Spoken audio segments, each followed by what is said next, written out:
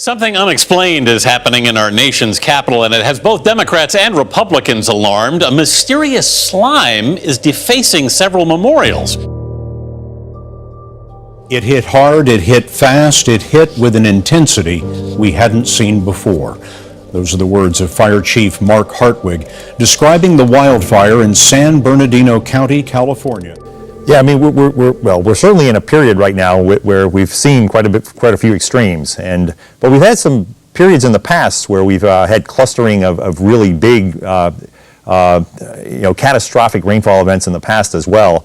But I tell you, the last decade or so really does raise some eyebrows and very, very suspicious. And as to what this means for policy implications, I mean, this is just so complex. The biggest thing was we had to continually retreat against that advancing wall of fire, and that was something that I haven't witnessed in this section ever. And in my 40 years of fighting fire, I've never seen fire behavior so extreme. Homes reduced to rubble, neighborhoods that look like war zones. Last month was the hottest ever since scientists have been keeping records. When they call the flooding in Louisiana a 1 in 500-year event, what does that effectively mean? That effectively means that you have a 0.2% of that flood, of that magnitude in that area occurring in any given year. But these numbers are losing their meaning. We've had 8 500-year events in just the last 12 months in the United States in 6 different states. So when you have eight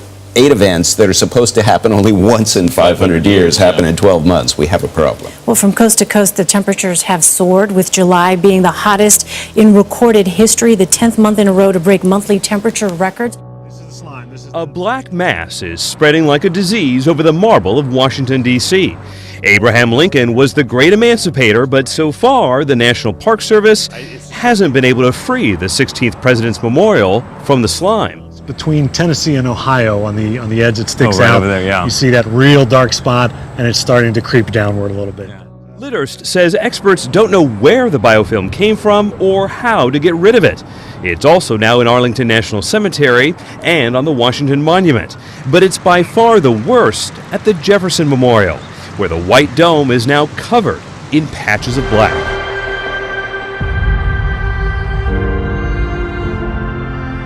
Greg Moore can still remember the good times, knowing all too well times have changed.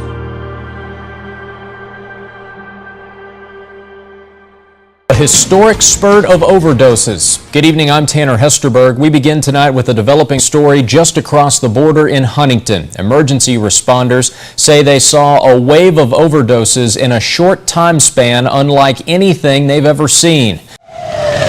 Emergency on Skid Row, one after another, individuals collapsing. All of a sudden, this lady was on the ground with this foam coming out and just shaking. This security guard saw it happen at 5th and San Pedro. An hour later, another one fell down out there, and then the same thing started just shaking, and Like a seizure? Yeah. Another spike afternoon, more than 20 were transported, and cases kept coming. This newly released footage showing 33 people in Brooklyn transformed into zombies, revealing the true dangers of the growing abuse of synthetic marijuana, or K2. Tonight we lift the lid on this nightmarish epidemic many people across the Hudson Valley don't even know exists. They are the walking dead. Look at them. They're just like looking like zombies. I vomited all over myself. Teenagers transformed into vomit-hurling demons.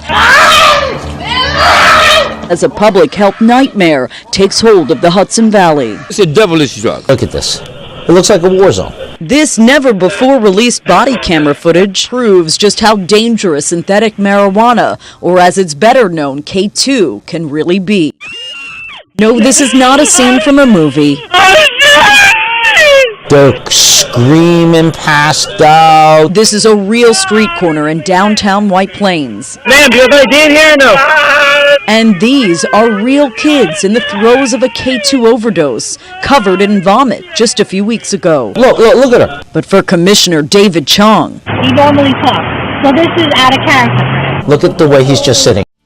None of this makes sense. There's just not one thing in this case that seems to make sense.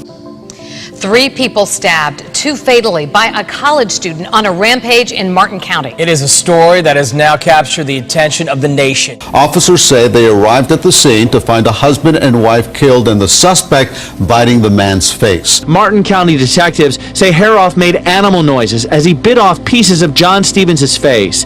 They said Haroff displayed such strength that dog bites and tasers didn't affect him. It took multiple officers to subdue him. The mother told police that her son had recently been acting delusional, saying he was immortal and claiming superpowers. Sheriff believes Haruf may have been under the influence of something, though his initial drug tests have come back negative. He says the 19-year-old was making animal-like noises and had enormous amount of strength. Not responding to a dog biting, not responding to repeated stuns from a taser, taking three, four deputies, and an officer, and a dog to get him off. That's somebody with a lot more strength than you would normally encounter. How the police had to come in, K-9 unit. This is all very dramatic stuff, very theatrical, very, out there, almost movie-like. No movie, but a true horror. Unusual amount of trauma. We have some experienced detectives. One of my detectives on this case worked homicides in New York and said it was a case as bad as he's ever seen. Deborah Christian, clinical director at Spencer Recovery Center in St. Pete Beach, says many of the dangers associated with using these drugs are still a mystery. What does that do to your brain long term? Do we even know? We don't even know. Firefighters told to remove American flags from their fire trucks. The order came from the Fire Board of Commissioners in the town of Poughkeepsie. The decision has a lot of people upset. They're seen here during a ceremony putting away the flags after they were ordered to remove them from the back of trucks. I was very disappointed when the board members that were against having the flags on the vehicles gave me the directive to have them removed.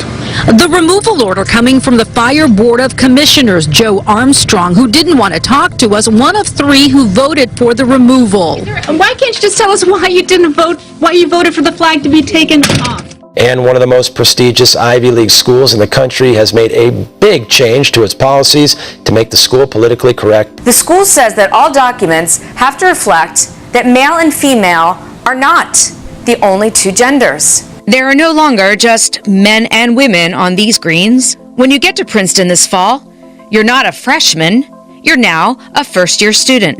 Our country wasn't founded by our forefathers, but by our ancestors.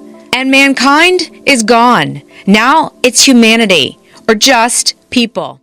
This seems like not relevant at all to educating kids, which is the point of Princeton, right?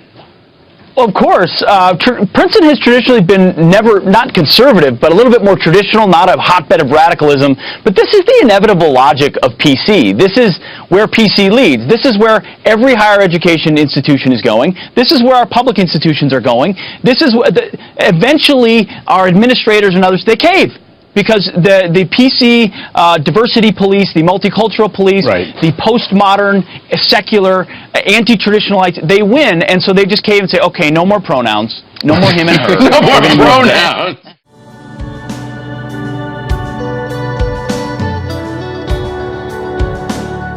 We're looking at the transformation from foes to friends. Iran and Russia, once sworn enemies, now bosom buddies, cozying up to one another.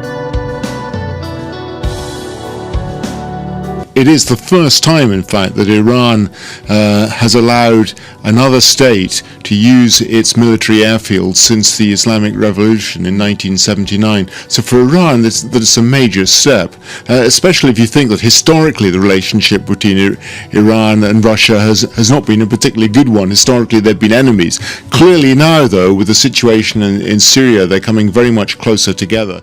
The Turkish foreign minister claims his country's considering military cooperation with Russia as NATO seems to be shying away from relations with Ankara. Earlier this month, Turkey also suggested that Russia and Turkey carry out joint operations against ISIL in Syria. Turkey also says it is negotiating with Iran on a strategy in Syria.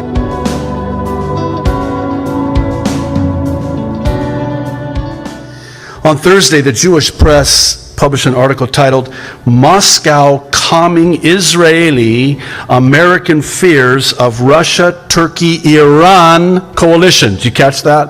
Just call me silly. I've been called worse. Call me silly.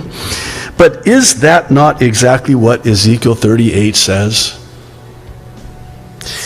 Quoting the press, Tuesday's meeting in St. Petersburg between the two former feuding foes, Russian President Putin and Turkish President Erdogan, drew considerable attention. Government-run news agency TASS reported, noting that the Russian-Turkish rapprochement is coming while Russia has been expanding its relations with Iran, and Ankara and Tehran have also been bridging the gaps between them, borne by almost 4 decades of a volatile Islamic republic on Turkey's border. You know, it wasn't that long ago when we first started doing these prophecy updates back in 2006 that one of the unknowns was, how is Turkey going to get and turn this corner so they're allied with Russia and Iran? Yeah. We need to look no further than to what is happening now.